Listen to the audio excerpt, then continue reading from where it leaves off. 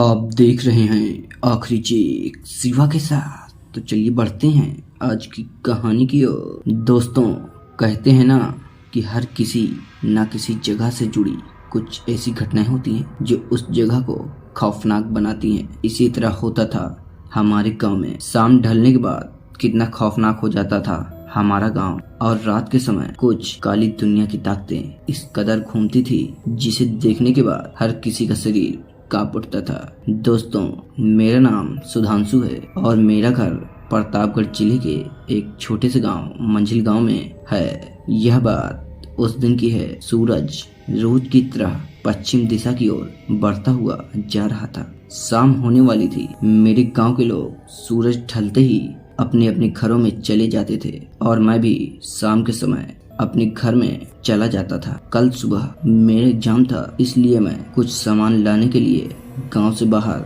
चला जाता हूँ, लेकिन मेरे लौटते लौटते रात के करीब 8 बज चुके थे। दोस्तों, अभी हल्की हल्की ठंड चालू ही हुई थी। हमारे गांव वालों का मानना था कि सूरज ढलने के बाद ही काली शक्तियाँ गाँव में घूमने लगती हैं, लेकिन मैं चुपचाप गाँव में प्रवेश कर जाता हूँ। गाँव के अंदर जाने पर मुझे चारों ओर सन्नाटा ही सन्नाटा छाया हुआ मिलता है, मानो मैं किसी शमशान घाट में आ चुका हूँ।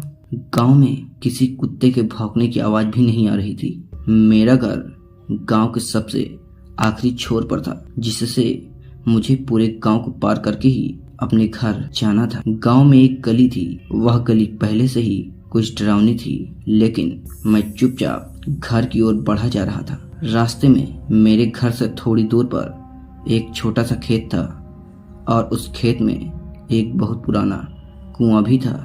मैं अभी खेत के पास पहुंचा ही था कि मेरी नज़र उस खेत की तरफ जाती है और आगे की ओर मैं देखने लगता हूं कि तभी मेरे कानों में उस कुएं में किसी के कूदने की आवाज़ सुनाई पड़ती है, जिसे सुनकर मैं सहम से जाता हूँ। मेरी हिम्मत नहीं हो रही थी कि मैं उस कुएं के पास जाकर देखूं क्या गिरा है कुएं में। मैं आगे अपने घर की ओर जाने लगता हूँ कि तभी मेरे कानों में किसी के चीखने की आवाज़ सुनाई पड़ती है।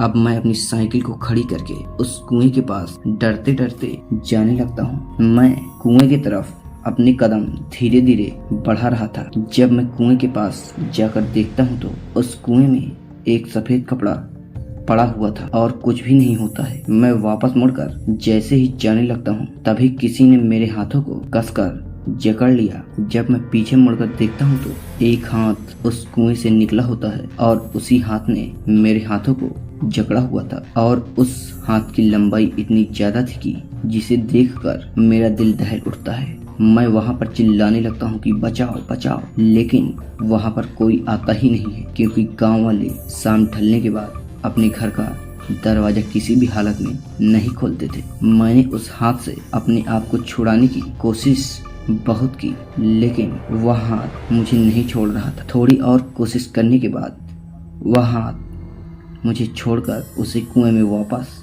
चला जाता है और मैं घर की ओर बिना अपनी साइकिल लिए भाग जाता हूँ। मैं जल्द से घर में घुस जाता हूँ और घर में बिना कुछ बताए भीगी बिल्ली बनकर अपनी मम्मी के पास जाकर सो जाता हूँ।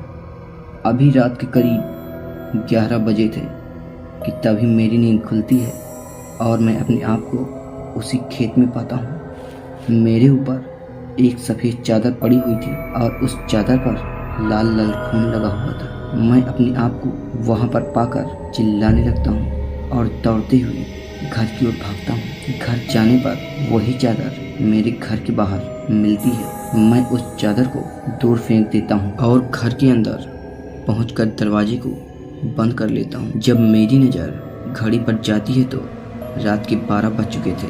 मैं चुपचाप फिर से सो जाता हूँ। सुबह जब मेरी नींद खुली तो गांव के बीच कई लोग खड़े होते हैं और बीच में उसी चादर से किसी की लाश ढकी होती है। मैं उस चादर को देखकर समझ जाता हूँ कि हो न हो इसकी मृत्यु इसी चादर के कारण हुई है। हैवानियत के इस मंजर को देखकर गांव में सनसनी फैल जाती है और गांव वाले कहने लगते हैं कि अब थोड़ी शक्तियों का साया गांव में बढ़ चुका है। लोग गांव छोड़कर दूसरे गांव में जाने लगते हैं आखिर क्या था उस गांव में काली शक्तियों के होने का रहस्य। हम लोगों को पता ही नहीं था कि इस गांव में उसी गांव के बीच में दफनाया गया है वह जिसकी आत्मा रात को लोगों को मारती है और गांव पर उसकी आत्मा रात को मंडराती है। गांव के कुछ लोग पहाड़ी पर एक जो बाबा रहते थे उनके पास जाते हैं और वह बाबा जी बताते हैं गांव के भूतिया होने का रहस्य कि आज से 14 वर्ष पहले एक बेगुनाह को